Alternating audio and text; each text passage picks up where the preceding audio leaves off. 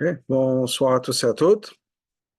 Et on se prépare à Shavuot. On est maintenant dans les Shloshet Yimei Hakbala, les 3 jours de préparation Shavuot. Et donc, là, on va parler de Shavuot et de Chidush qui a changé dans le monde. Est-ce qu'il doit changer, si on peut dire, ou quelle préparation pour nous par rapport à Shavuot? Et je voudrais commencer avec une petite histoire personnelle, qui est l'histoire suivante. Il y a quelques années de ça, j'ai étudié avec quelqu'un qui venait d'Amérique du Sud, du Chili. Et quelqu'un quelqu'un de brillant, euh, pas c'est quelqu'un qui s'identifie en tant que Chabad, mais on étudie ensemble les Sikhot, on étudie ensemble le Tanya. Et quand je dis brillant, par exemple, je veux dire, je voyais quand j'expliquais un lien dans le Tanya, euh, je voyais qu'il réfléchissait, puis après il me pose une question, et je me rends compte que c'est le point d'après dans le Tanya. C'est-à-dire que j'ai appris à apprécier grâce à lui, grâce à ses questions. Vraiment, pourquoi est-ce que l'amour Azaken met les questions dans les choses dans tel ordre? Pourquoi est-ce qu'une vient après l'autre? Et c'est pour ça que j'étais quelqu'un de vraiment de brillant, et d'intelligent, qui, moi, en tant que son professeur, si on peut dire, et appris beaucoup de chassidut et beaucoup de choses grâce à lui. Une fois, il a eu une conversation. Il m'a posé la question, enfin, on était en train d'étudier, il dit, regarde, honnêtement, le texte, je peux l'étudier tout seul. Il y a des traductions, c'était quelqu'un qui parlait l'anglais, qui parlait l'espagnol. Il y a des traductions. Je n'ai pas besoin de toi pour avoir la traduction du texte. Je peux me débrouiller tout seul. Ce que j'aimerais entendre de toi, c'est qu'est-ce que ce texte dit à toi? Qu'est-ce que tu en penses? En quoi ça te touche? En quoi ça te motive, etc. C'était sa question pour moi. Et je dois dire que à ce moment-là, j'étais choqué par la question. J'étais choqué par la question parce que la manière dont j'ai compris ce que j'avais appris à la yeshiva, etc., c'est que nous, on est le chauffard, si on peut dire, on est le micro, le haut-parleur du rabbi, de la Torah, d'Hachem. On n'est pas là pour représenter nos idées à nous, on n'est pas là pour présenter nos idées, nos chidushim. On est là pour partager les mots du rabbi. C'est notre travail. Je vais d'ailleurs partager avec vous une histoire dans ce sens-là, histoire que j'ai entendue du Rav Level Shapiro, qui est le Rav ici, le Kela de Chabad Anash, une histoire qui lui arrivait à lui. Il a dit, il avait pendant longtemps, il allait Meftaïm, donc en tant que Bachou, il allait Meftaïm le vendredi, et il avait un partenaire avec qui il allait en Meftaïm. Quelqu'un, un Bachou très, très simple, avec vraiment une émouna dans les mots du Rabbi extraordinaire. Une fois, ils sont partis en Meftaïm, et le Rav Lev Shapiro approche quelqu'un dans la rue pour lui demander s'il veut mettre les tefillin. Et ce monsieur lui dit non. Bon, il avance quelque part, et il y a cet autre Bachou qui approche ce monsieur-là, qui lui dit quelque chose. Et ce monsieur dit OK, et il retourne, il va mettre les tefillin dans le tangle de Mefsaïm qu'ils avaient, ou quelque chose comme ça. Alors, une fois que c'est fini, le Rav Shapiro s'approche de l'autre, il dit, mais qu'est-ce que tu lui as dit? Parce que moi, je lui ai demandé de mettre les tefillin, il m'a dit non. Qu'est-ce que toi, tu lui as dit? Il a dit, mais c'est très simple. Il y a un Fabregan il y a quelques semaines, le Rabbi avait dit que s'il y a quelqu'un qui ne veut pas mettre les tefillin, il faut lui dire qu'il y a un juif à Brooklyn qui parle anglais avec un accent et qui lui dit combien il faut que c'est important de mettre les tefillin. Je ne me rappelle plus des mots exacts, mais ce monsieur, ce Bachou avait écrit les mots du rabbi exactement en yiddish. Les mots du rabbi, voilà ce qu'il faut dire à quelqu'un qui ne veut pas mettre de film. Ces mots-là en yiddish. Et ce Bachou, quand ce monsieur a refusé de mettre de film, le Bachou le voit et lui a dit les mots du rabbi en yiddish. Ce que cette personne ne comprenait peut-être pas. Mais exactement parce que le rabbi a dit voilà, quand il y a quelqu'un qui ne peut pas mettre de film, voilà ce qu'il faut dire. Et ce Bachou, il a pris ça littéralement. Et il a dit à ce monsieur les mots du rabbi en yiddish, et ce monsieur a changé d'avis, il est venu mettre les tefillin. Bon, je dis ça pour illustrer qu'il y a cette idée-là qu'effectivement, nous, on n'est pas là pour donner nos interprétations, on est là pour partager les mots du rabbi, le message du rabbi. Et le rabbi fait le reste du travail.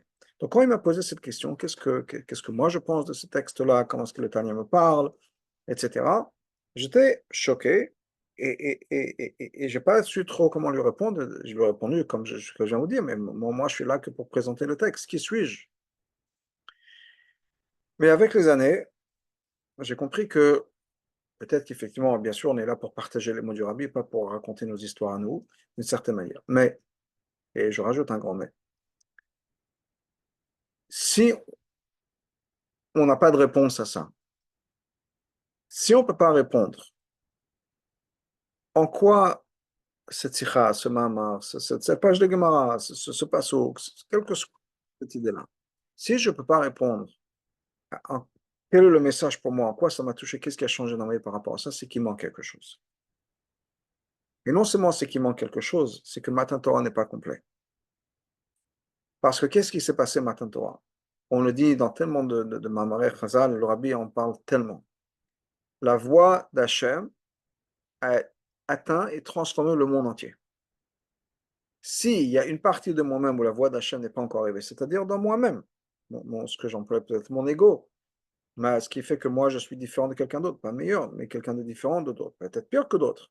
Mais ce qui fait moi, c'est-à-dire que moi je n'ai pas de message, je ne me retrouve pas de manière personnelle dans la Torah, c'est qu'il y a un endroit où la voix d'Hachem n'a pas encore atteint. Il y a une partie dans le monde, qui est moi, que la voix d'Hachem n'a pas encore transformé, n'a pas encore impacté. Et je dirais que non seulement ça, mais c'est le but de Matan Torah. Quand le passage commence, Hachem nous dit tout de suite depuis l'introduction, Anochi Hachem Elokecha. Anochi Havai Utkivavke Elokecha. C'est de quoi Elokecha? Ton Dieu. Je suis ton Dieu à toi. Qu'est-ce que ça veut dire? En quoi est-ce que je suis ton Dieu? Si tu ne t'identifies pas personnellement avec la Torah, et je dis bien personnellement, on peut dire oui, je suis un juif, je mets les tefilines, j'étudie la Torah, etc. Mais sur à peu près 15 millions de juifs, Plainara, Kenyabo, je suis un individu. Je suis différent de tout le monde. Et c'est tout ce qu'on croit. Et c'est tout ce qu'on va dire aux autres. Hachem a créé chaque personne, c'est-à-dire que chaque personne compte. On va dire à quelqu'un, oui, c'est vrai qu'il y a peut-être des gens qui mettent les tefilines, mais toi, Hachem a besoin que toi, tu mettes les tefilines. Tous ces discours qu'on a pour les autres des fois, à quel que soit le niveau, c'est un discours qu'on a besoin de se dire à soi-même. Il y a une expression yiddish qui dit que les darshanim ne vont jamais faire tchouva. Les gens qui parlent, qui font des discours, ne vont jamais faire tchouva. Pourquoi? Parce que dès que quelqu'un entend un darshan, quelqu'un qui parle en public, qui donne des shurim, qui parle en public, entend un mot qui va le réveiller, il dit, ah, c'est super, je vais le noter, je pourrais l'utiliser dans ma conférence, ma prochaine conférence. Mais au lieu de l'internaliser ça, au lieu de prendre ça à cœur, on s'en sert pour le travail. Donc, quand Hachem a dit Anochi Hachem Elokecha, le chidouche de Matan Torah, c'est en deux aspects, mais le chidouche de Matan Torah, c'est le Kecha, ton Dieu à toi. Et comme Chazal nous dit dans le Midrash, chaque personne, pourquoi c'est au singulier? Pas Hachem n'a pas dit Hachem Elokechem, je suis votre Dieu, vos peuples juifs. Non, parce que Hachem dit à toi. Et chaque personne a dit Imi me'adaber mitached adibur. Hachem me parle à moi. Donc, cette essence, c'est le thème que je voudrais développer aujourd'hui, c'est vraiment cette idée de pouvoir ressentir, vivre la Torah de manière personnelle. Et je dis vivre parce que c'est aussi l'idée de Elokecha. Dans la halakha qui vient de Chazal, dit que c'est quoi Elokim? Chayut. Anochi Hashem Elokecha, Anochi Hashem Chayutecha. Je suis ta vie, ta vitalité. Je dois ressentir cette énergie, je dois ressentir cette vie. Il y a quelque chose dans le mot d'Hachem, quelque chose dans la Torah qui doit vivre en moi, qui doit résonner en moi. Donc c'est pas juste, et encore une fois, Elokecha à toi, ta Chayut à toi, qui te fait. Moi, personnellement, Israël Frankfurter, comment est-ce que toi, tu es différent de quelqu'un d'autre? Il se révèle pour chaque personne qui est ici. Okay? Bon, il y a un M. Parkatz, un M. Lévy, un M. Gampel, un M. Goldman. Chaque personne, Hachem Elokecha, je suis ton Dieu à toi. Et comment est-ce que Hachem est ton Dieu? La seule manière dont on peut vraiment comprendre ça, c'est qu'on a besoin d'y réfléchir. On a besoin de s'asseoir, on a besoin de réfléchir en disant, OK, je ne suis pas juste un juif comme tout le monde dans le sens où je fais Shabbat, je fais la Torah, je fais les mitzvot, j'étudie une page de Gemara, tout ça, on le fait tous, disons. Okay? Bien sûr, chacun à sa manière, les Ashkenazes, les Séfarades, et les hommes, et les femmes, et ci, et ça, il n'y a pas de souci. Mais on est dans un groupe, où les Chabad, quel que soit le groupe auquel on s'identifie, et bien sûr le grand groupe c'est Klal Israël, mais à l'intérieur de ça, on a chacun, si on peut dire, on a des groupes auxquels on s'identifie, mais l'idée c'est vraiment de trouver le Hachem Elokecha. mon Dieu à toi. Comment est-ce que Hachem est mon Dieu à moi, pas de tous les Chabad, de tous les Chassidim, de tous les Ashkenazim, de tous les Sfaradim, encore une fois, pas de mon groupe, mais de moi, personnellement, en quoi est-ce que Hachem est mon Dieu à moi? Et ça, pour certains, et moi inclus, ça demande de la réflexion. Pour d'autres, c'est peut-être plus inné. On dit que les femmes, de manière générale, sont plus sensibles au spirituel, ont plus de connexion. Chacun en fonction de son niveau, mais c'est quelque chose qu'on a besoin de comprendre. Et que si on n'arrive pas à trouver la manière, je vais dire ça d'une autre manière, qui est peut-être, une fois quelqu'un m'a posé la question, on dit, qu'est-ce que, pourquoi Chabad? Qu'est-ce que vous avez trouvé dans Chabad?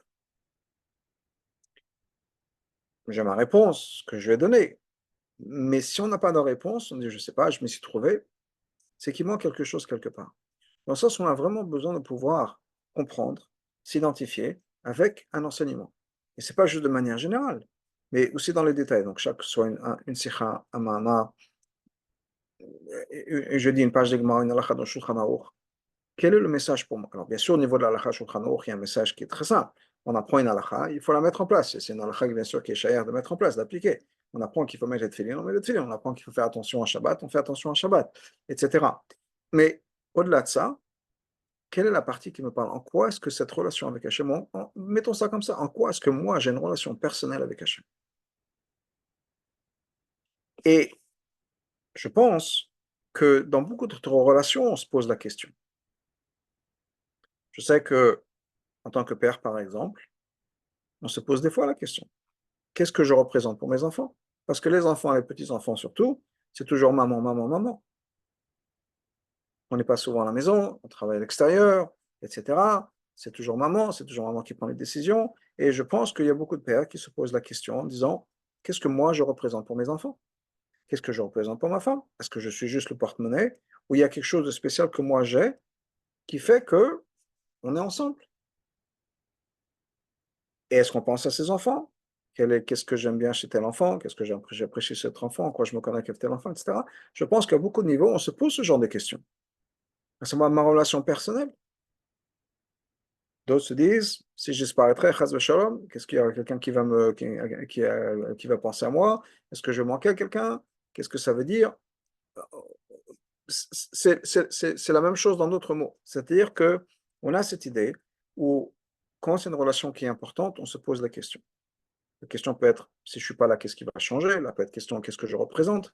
Mais on se pose la question sur la relation qu'on a avec l'autre. Eh bien, on devrait se poser la même question par rapport à Hachem et par rapport à la Torah, parce qu'Hachem et la Torah ne font qu'un. Quelle relation est-ce que j'ai avec la Torah? Quelle relation est-ce que j'ai avec Hachem? Quand j'étudie une sikha, est-ce qu'il y a quelque chose qui est un point qui a changé en moi? Est-ce que je me suis retrouvé dans la sikha? Des fois, c'est une sikha où c'est pas facile. Des fois, ça peut être une sikha je sur un Rashi. Et certaines fois, il y a des sikhot de Rashi où il n'y a pas nécessairement de leçons qu'on va apprendre. Mais disons. Mais il y a souvent des choses qu'on apprend dans la chassidoute, qu'on apprend dans tellement de choses. Encore une fois, Niglé ou chassidoute ou d'autres choses qu'on apprend. La chassidoute, je pense, en tout cas pour moi, ça me parle et pour moi, c'est plus facile parce que d'une certaine manière, ça parle à la personne. La chassidoute, beaucoup de gens disent c'est un peu la psychologie. Oui, parce qu'on apprend à se comprendre, on apprend à se connaître, on apprend à connaître sa relation avec Hachem. Donc, tout ça, c'est des outils, c'est pas juste la psychologie pour faire la psychologie, c'est réfléchir à ma relation avec Hachem. Donc, on a besoin d'avoir tout ça. Donc, quand on apprend un mamad de chassidut, on apprend une sikha. Est-ce que quand on finit ça, ou même au milieu, on se pose pour réfléchir en se disant en, en quoi est-ce que ça me parle, en quoi est-ce que je peux appliquer ça dans ma vie?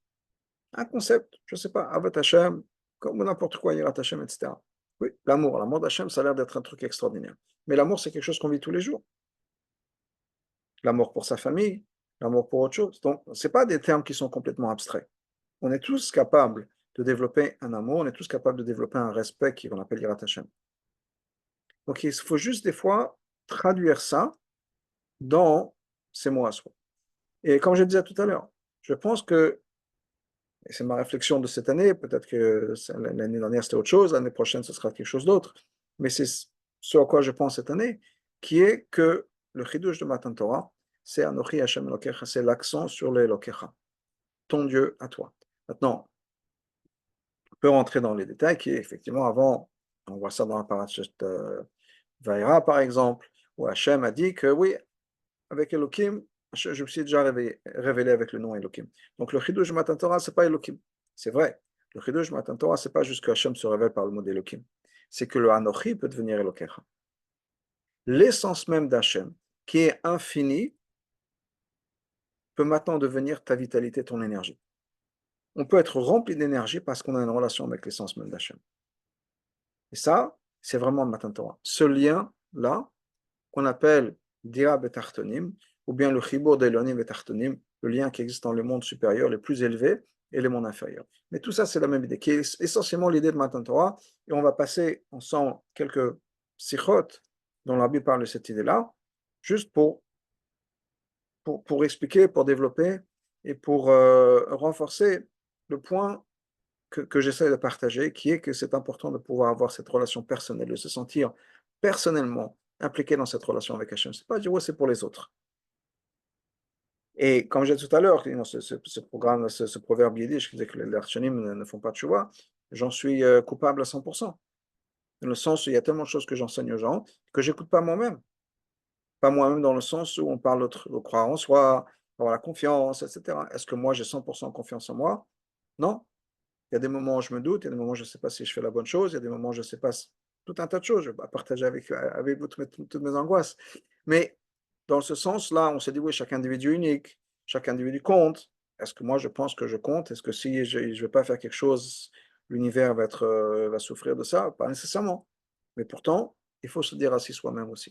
Donc, on a besoin vraiment de réfléchir à cette idée de que le Kechad, je suis ton Dieu à toi, et tout ce qui dit, c'est vrai pour les autres, c'est vrai aussi pour toi. Toi aussi, tu as de la valeur, toi aussi, tu comptes, et toi aussi, chaque action que tu fais, c'est important, et toi aussi, tu dois trouver ta place et te connecter avec Hachem, la manière que chaque juif est né dans la Torah. Toi aussi, tu as ta lettre et ton aspect dans la Torah, qui est important, et chacun est différent de l'autre. Donc, on a besoin vraiment de prendre à cœur tous ces messages-là. Alors, je vais commencer avec une sikha qui est vraiment liée à ce concept-là, dans le, dans le concept de Shavuot.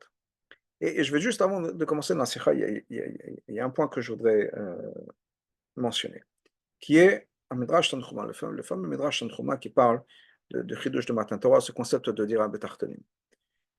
D'où ça vient? Quelle est l'histoire? Alors, le Midrash nous dit qu'avant Matan Torah, il y avait une Gzera. Gzera, ça veut dire un décret. Gzera, ça veut dire aussi une coupure. L'exor, c'est coupé.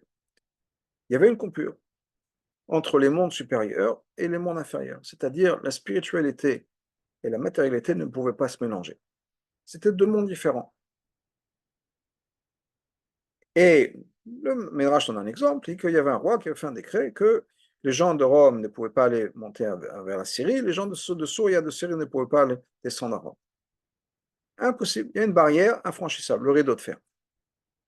Arrive le moment de Matan Torah, Hachem a enlevé ce décret-là, enlevé cette barrière, et non seulement ça, il a dit Vani Amatril, c'est moi qui vais commencer, comme c'est marqué dans le Pasuk, Vayered Hachem el Sinaï, Hachem est descendu sur le mont Sinaï. C'est-à-dire que depuis ce moment-là, on peut ramener le divin dans notre monde ici sur terre. C'est-à-dire qu'on peut créer un lien entre Hachem et nous.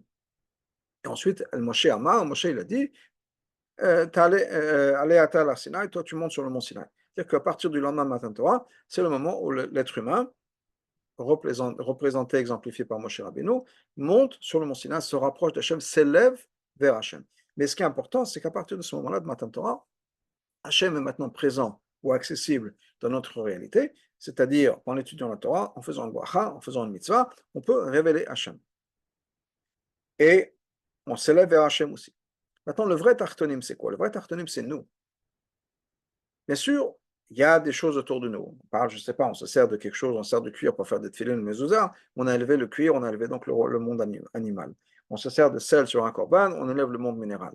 On se sert, je ne sais pas, d'une pomme pour faire une bracha, on élève le monde animal, le monde végétal. C'est vrai aussi. Mais si on définit tartonim, ça veut dire quoi? Les mondes les plus élevés, les mondes les plus bas. Tartonim, c'est les mondes les plus bas. Bas, ça ne veut pas dire que plus on est haut sur une montagne, plus on est proche d'Hachem, si on est à la mer, on est loin d'Hachem. Et si on est à la Yamamelach, à la mer morte, là, on est encore plus loin d'Hachem parce qu'on est enfoncé. Ça ne marche pas comme ça. Il ne s'agit pas bien sûr d'une représentation géographique, mais c'est plus on est conscient d'Hachem, plus on est proche d'Hachem. Plus on est, au moins on est conscient d'Hachem, plus on est bas. C'est comme ça qu'on définit. L'être, la créature à travers l'univers, qui est le plus distant d'Hachem, c'est l'être humain. Pourquoi est-ce que l'être humain est le plus distant d'Hachem? Parce que l'être humain est le seul être, à travers toute la création. Domem, Tzomeh, Chaim et Daber, c'est-à-dire le monde inerte, le monde minéral, le monde végétal, le monde animal. Aucune, dans tout ça, personne, aucun être, aucune création n'est capable de dire je ne crois pas en Dieu. Ou pire, je fais le contraire de la volonté de Dieu. L'être humain est la seule personne, la seule entité, la seule création qui est capable de dire je ne crois pas en Dieu. Les animaux n'en sont pas capables, les plantes n'en sont pas capables, les minéraux n'en sont pas capables. Donc à travers tous les univers, toutes les galaxies et les malachim, et dans toutes les directions dans lesquelles on peut parler, il y a un seul être qui est capable de se révolter contre Hachem, de dire à Hachem, je ne t'écouterai pas, c'est l'être humain. Le vrai tartonim, le monde le plus bas, c'est l'être humain. C'est en nous que ça se passe. C'est à nous de faire venir Hachem en nous, pas juste à l'extérieur, dans la pomme et dans les poires, et dans les téphilines et autre chose, dans les bougies, dans la cire des bougies. En nous. La cire des bougies, c'est un outil pour pouvoir nous rattacher avec Hachem. Mais au bout du compte, c'est à nous de décider d'allumer les bougies Shabbat ou de dire je ne veux pas allumer les bougies Shabbat. C'est à nous de prendre une minute pour étudier la Torah ou de dire non, je vais être sur mon téléphone à la place. C'est comme ça que ça se passe. Donc le vrai Tartanim, c'est en nous. C'est en nous qu'il faut révéler Hachem. Et c'est par notre intermédiaire, Hachem sera révélé dans le monde.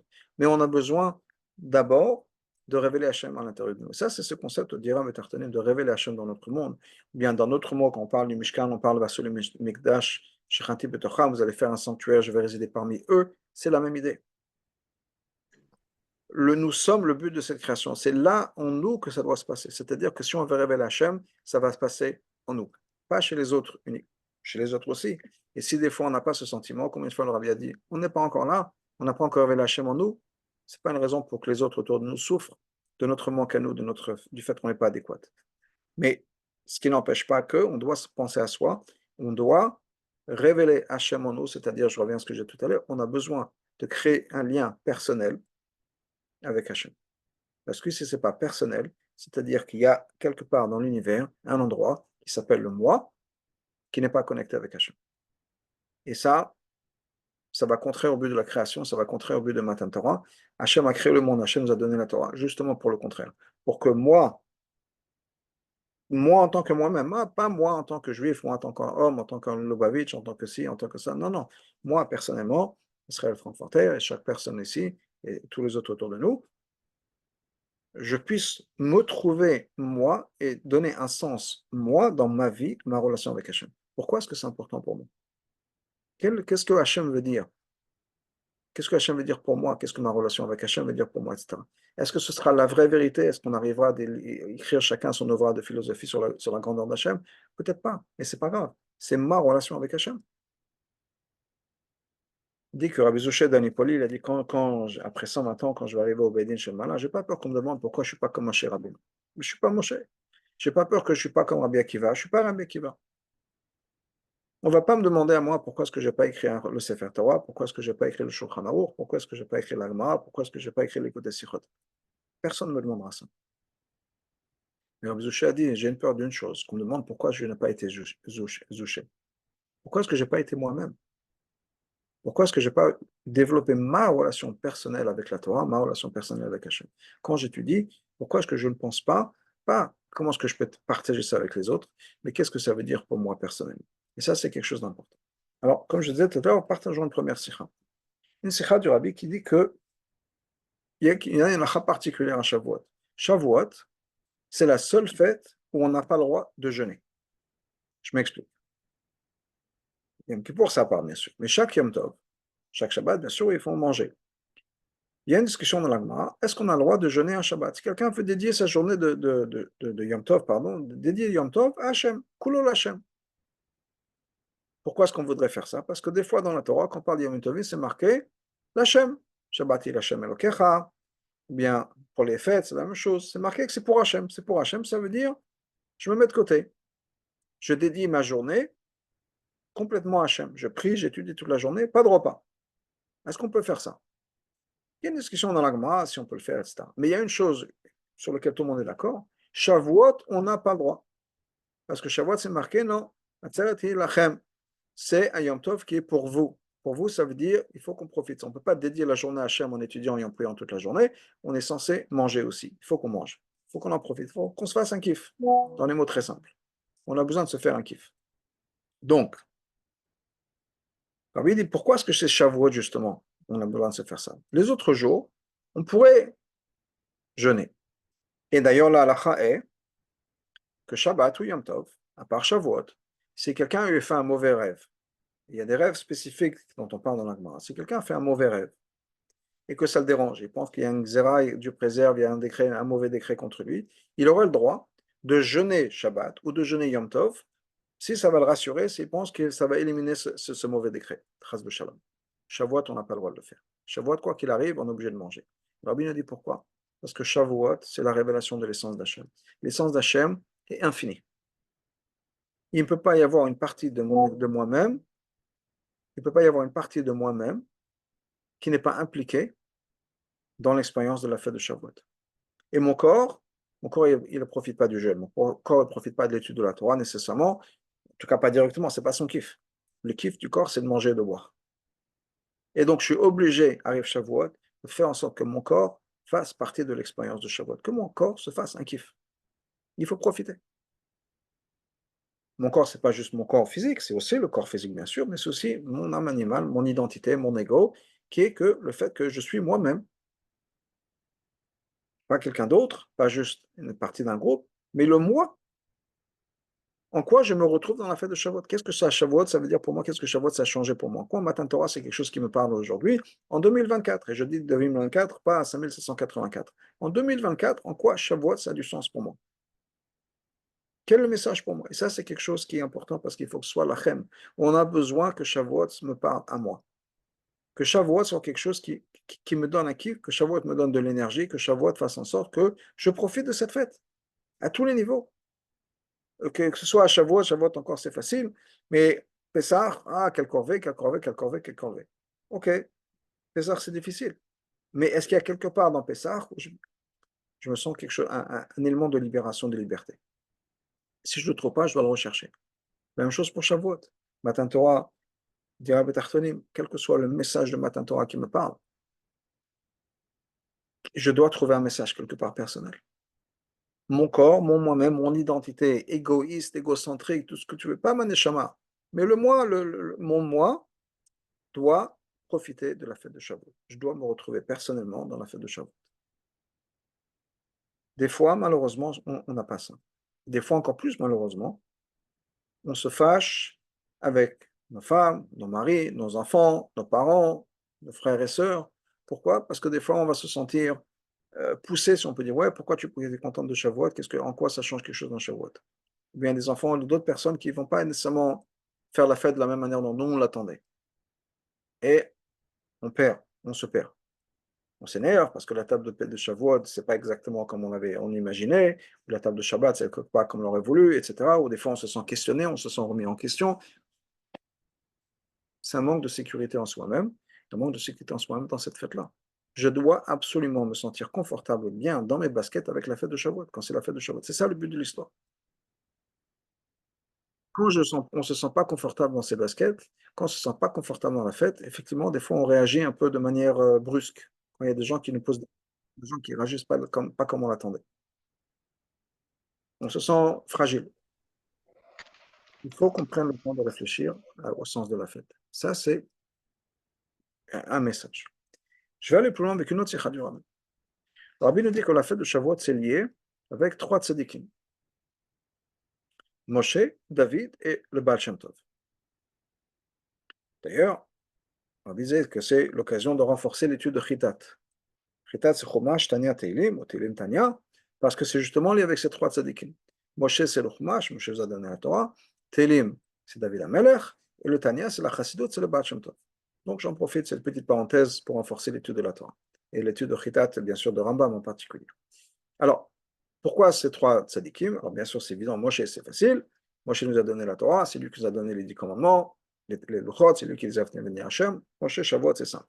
David Amelech est à Saïdoula le jour de Shavuot. David Amelech est décédé pendant la fête de Shavuot. En Israël, Shavuot, c'est un seul jour. Le jour où David Amelech est décédé, c'était un Shabbat, qui est Shavuot, qui était le 7 du mois de Sivan, et c'est le jour de l'Aïloula du roi David. Je dis le 7 du mois de Sivan, parce que, n'oublions pas que si de nos jours, Shavuot, c'est toujours le 6 et le 7 Sivan, le premier jour de Shavuot, c'est le 6 Sivan, le deuxième jour, c'est le 7 Sivan, en Israël, il n'y a qu'un seul jour. Malgré tout, à l'époque, Rosh Chodesh n'était pas décidé à l'avance. Il fallait qu'on attende les témoins. Shavuot pouvait être soit le 5 Sivan, soit le 6 Sivan, soit le 7 Sivan. Parce que ça dépend de si un jour de Rosh Chodesh il y a, ou deux, un jour de Rosh Chodesh Sivan, ou deux.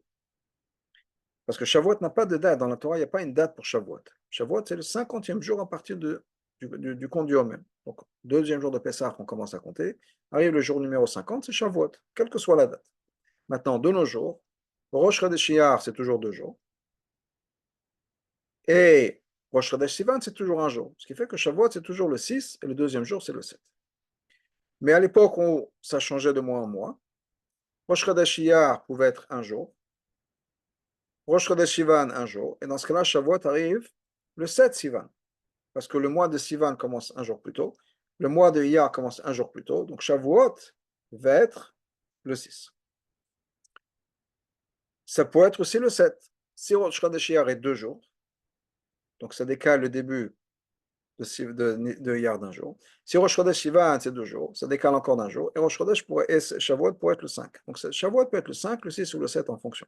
L'année où David Amelech est décédé, ben, apparemment, Rosh Chodesh Iyar, c'était 1 jour, Rosh Chodesh Sivan, 1 jour, et donc Shavuot était le 7 du mois de Sivan. En tout cas, David Amelech est décédé le jour de Shavuot. Et le Baal Shem Tov aussi. Le Baal Shem Tov est décédé aussi Shavuot. Lui, il est décédé le premier jour de Shavuot. Donc, c'est aussi lié avec Saïloula. D'ailleurs, entre parenthèses, il y a eu pendant de longues années un débat à savoir quel est le jour de Shavuot dans lequel le Baal Shem Tov est décédé. Le Rabbi Rachab nous a dit, on sait depuis le Rabbi Rachab, en tout cas c'est public depuis le Rabbi Rachab, que c'était le premier jour de Shavuot. Et d'ailleurs, on a une manière de se rappeler que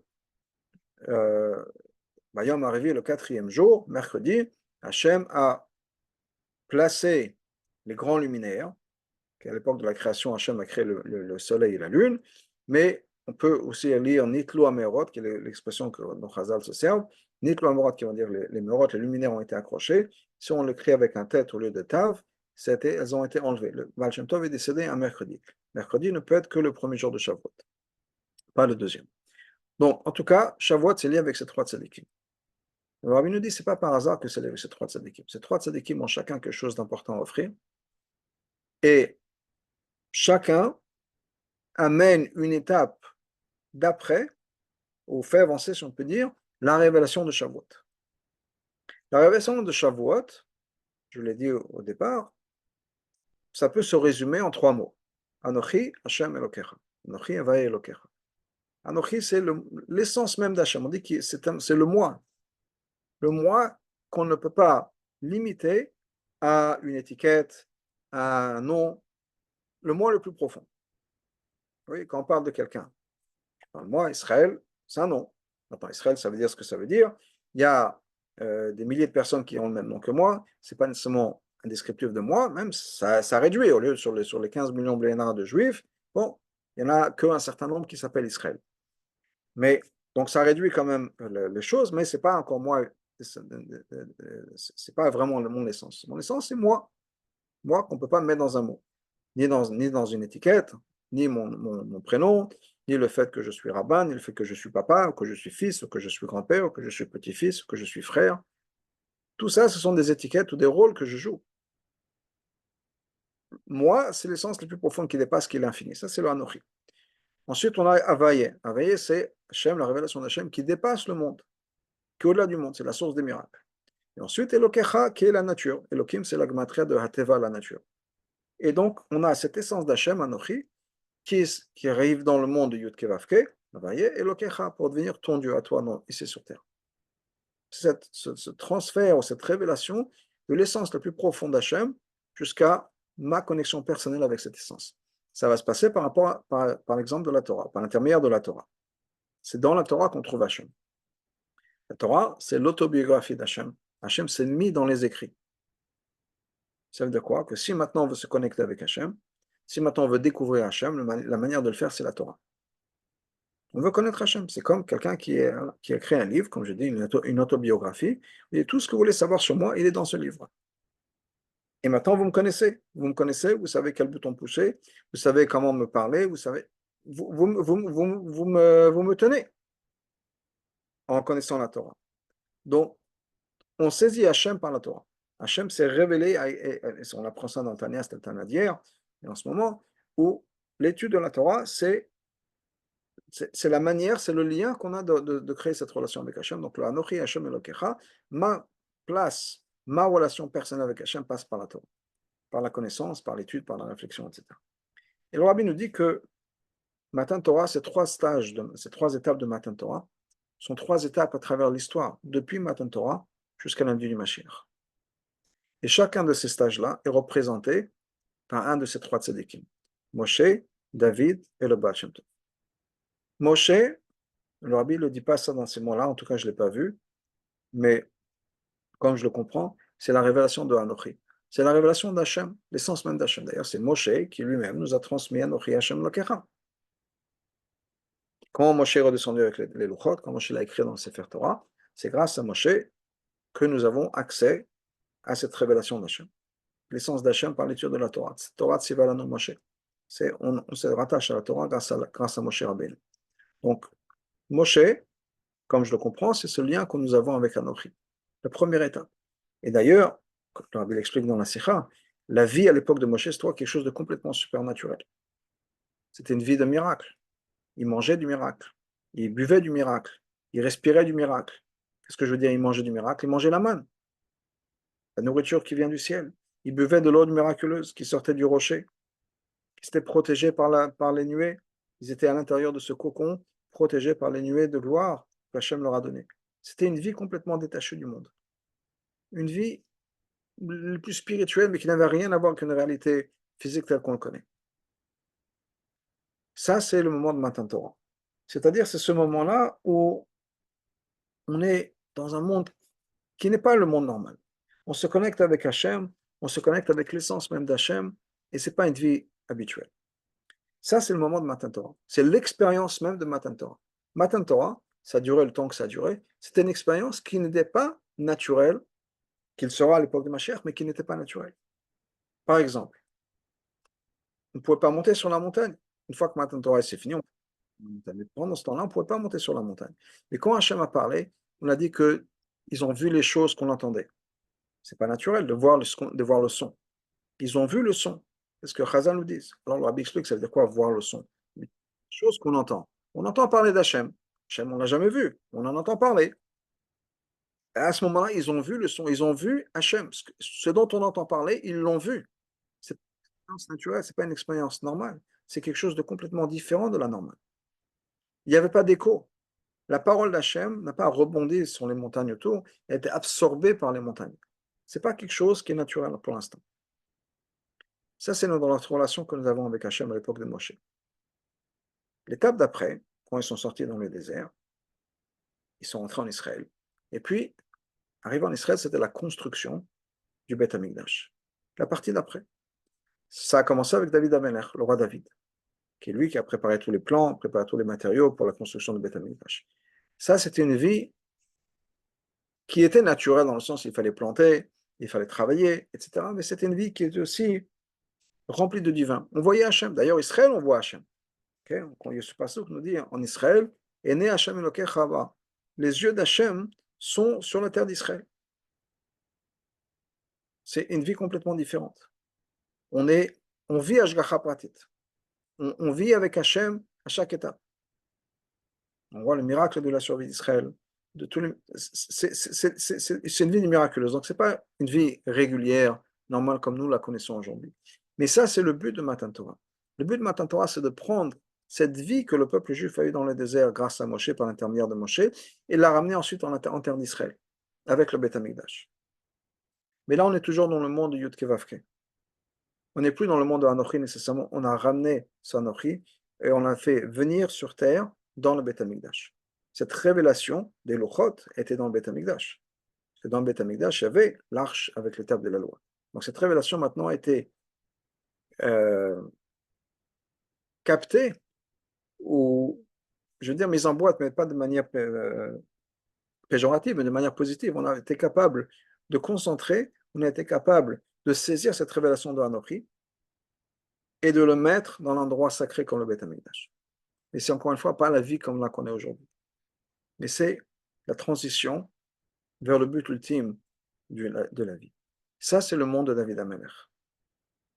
L'étape d'après, c'est l'étape de la galoute. Et non seulement la galoute, mais la galoute, ce n'est pas un but en soi. La galoute, c'est pour pouvoir ensuite faire venir Mashiach à travers la galoute.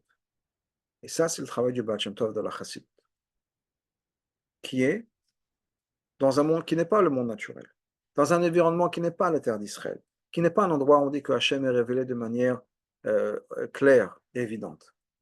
On est dans l'exil, avec tout ce que ça implique, et toutes les difficultés de l'exil, etc., etc. Et dans ces circonstances-là, la Chassidut nous a appris à quoi? Le Baal Shem Tov en particulier, puisqu'on parle du Baal Shem Tov, Hashgacha Pratit. Hachem est toujours avec nous, à chaque étape. Tout est Hachem, il n'y a rien qui est séparé. Elokecha, je suis là avec toi. Quand tu respires, quand tu te grattes le nez, c'est Hachem, c'est Hashgacha Pratit. Quand il y a quelque chose qui démange sur la jambe gauche, c'est Hashgacha Pratit. Quand tu es coincé dans les embouteillages sur le périphérique, c'est Hashgacha Pratit. Ça veut dire Hachem est là, pense à toi.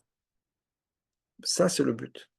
De pouvoir faire en sorte qu'Hachem Elokecha, le Anochi, devient Elokecha, le Anochi devient ton Dieu à toi, coincé dans nos embouteillages sur le périphérique, alors que tu dois être un rendez-vous très important. N'oublie pas que Hachem est là avec toi. Et ça, c'est le but de Matan Torah. Le but de Matan Torah, ce n'est pas juste de pouvoir s'asseoir, être un juif dans le Beth Midrash, à la yeshiva, à la shul, bien sûr, absolument. Mais c'est en sortant.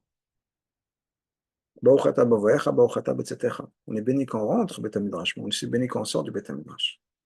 Parce que c'est à ce moment-là que Baruch, ça veut dire faire venir. On révèle Hachem, pas juste dans la Gemara, c'est évident. Pas juste dans un passage de Chumash, bien sûr. Quand je veux mettre en colère parce qu'il y a quelque chose, il y a quelqu'un qui m'a embêté, parce qu'il y a quelqu'un qui passait juste devant moi dans les embouteillages, parce que ma femme a dit quelque chose de tordu, parce qu'il y a un enfant qui ne m'a pas écouté. Je suis Hachem, ton Dieu. Et comme l'Arabie le dit, c'est ça le but. Le but de Matan Torah. Quand Hachem a donné Matan Torah, le but de tout ça, c'est Elokecha, je suis à toi, ton Dieu à toi. Le monde a été créé pour une seule personne avec un seul être humain, parce que chaque personne compte. Et au lieu de dire Hachem Elokechem, je suis l'Éternel, votre Dieu, je suis l'Éternel à toi. Tu es le but de la création. Tout ce que Chazal nous dit sur ça, c'est pour toi. Il dit dans le Kiddush du vendredi soir, c'est dans les psukim de la création de Bereshit, Yom HaShishi, le sixième jour. Chaque jour de la création, c'est marqué Vayer, Vayiboker, Yom Echad. Vayer, Vayiboker, Yom Sheni. Ce fut jour numéro 1, jour numéro 2. Arrive le vendredi, c'est le sixième jour. Hashishi, le. Ça réfère, comme si on parlait d'un jour particulier. Effectivement, on nous dit la Gemara. Yom HaShishi, c'est une référence au Shishi Besivan, le 6 Sivan, quand Hachem nous a donné la Torah. Le but de la création, c'est le don de la Torah. Le but du don de la Torah, c'est pas juste le don de la Torah, puis c'est tout, après on rentre à la maison. Le but du don de la Torah, c'est Anochi Hachem Elokecha, je suis l'Éternel, ton Dieu. Comment est-ce que toi, tu as une relation avec Hachem? Et s'il y a une partie de toi-même, ou si tu ne te sens pas concerné, encore une fois, en tant que personne, pas en tant que, oui, de toute façon, je fais comme tout le monde. Non, non, non. Est-ce que tu penses la nuit? Est-ce que Hachem m'aime? Est-ce que j'aime Hachem? Qu'est-ce que ça veut dire? Pas une remise en question. Mais qu'est-ce que ça veut dire que ma relation avec Hachem? Comment est-ce que je montre mon respect avec Hachem? Voilà, ma femme ne me montre pas de respect. Hein? Le respect, c'est important pour moi. Réfléchissons au respect. Est-ce que moi, je montre ce respect à Hachem? De le prendre de manière personnelle. De vraiment d'être touché dans sa relation personnelle, dans son etc. Effectivement, le respect, c'est quelque chose de personnel. Je me suis vexé parce qu'il y a quelqu'un qui ne m'a pas donné le respect que je voulais avoir. Ma femme, mes enfants, ma belle-mère, n'importe qui. Ah, le respect, c'est important. OK? Bien sûr que le respect, c'est important. Le respect, c'est important pour moi aussi. Est-ce que si le respect, c'est important, comment est-ce que je peux passer à l'étape d'après? J'ai besoin de me détendre, j'ai besoin de réfléchir, j'ai besoin de trucs. OK, est-ce que je pense à la Torah? Et encore une fois, pas juste comme quelque chose qui est à faire, mais de manière émotionnelle, de manière intellectuelle. Je m'implique dans tout ça. Est-ce que je le fais? Une réflexion à avoir quand arrive Shavuot. En quoi est-ce que je suis Hachem Elokecha, ton Dieu à toi? Quel est le sens de notre relation avec Hachem? Bezrat Hachem, quand on a cette réflexion, on a ce que le rabbin nous ont souhaité, Kabbalat Torah besimcha bepnimiut. D'abord besimcha. Parce que ce n'est pas une relation qui doit faire peur. Au contraire, c'est une relation d'amour. C'est une relation d'amour. Donc on ne peut être que heureux qu'Hachem est notre Dieu à nous. Hachem Elokecha. On l'a dit dans l'Haftara de cette semaine, de Shabbat d'hier. Il y en a qui le disent tous les jours, quand ils mettent les films, les Ashkenazim le disent que tous les jours. Varastet leolam. Je me suis fiancé avec toi à l'éternité. On est dans une relation d'amour avec Hachem. Il faut qu'on en prenne conscience. Donc Hachem nous dit, je t'aime. Je veux avoir cette relation. Est-ce qu'on est prêt à avoir cette relation avec Hachem? Est-ce qu'on est prêt à se sentir un peu vulnérable, à réfléchir en quoi est-ce que Hachem est important pour nous? Et que Bezrat Hachem, on puisse vraiment ressentir ça, ressentir l'amour qu'on a. Et quand on a ressenti cet amour qu'Hachem a pour nous, et que on rend cet amour, on peut avoir que la Torah Bepnimut, c'est quelque chose qui fait partie de nous-mêmes. Et les deux vont ensemble. La Simcha et la Pnimiut, c'est quelque chose qui va ensemble. On est heureux quand c'est quelque chose qui nous parle, ce que ça veut dire Pnimiut, et ça nous parle quand on est heureux, on ne voit pas ça comme une corvée qu'on est obligé de faire. C'est quelque chose qu'on veut faire, parce qu'on aime cette relation avec Hachem. Bezrat Hachem, on puisse être mérité. Torah Chadasham et Tététse, des nouveaux aspects de la Torah. Maintenant, Torah, c'est une seule fois, mais de découvrir des nouveaux aspects de la Torah qui sont comme si c'était complètement nouveau, comme si c'était une nouvelle Torah, tellement on va découvrir une richesse, une profondeur qu'on n'avait pas encore vue, et que ce soit avec l'avenue du Mashiach très très bientôt. Bezrat Hachem. Merci.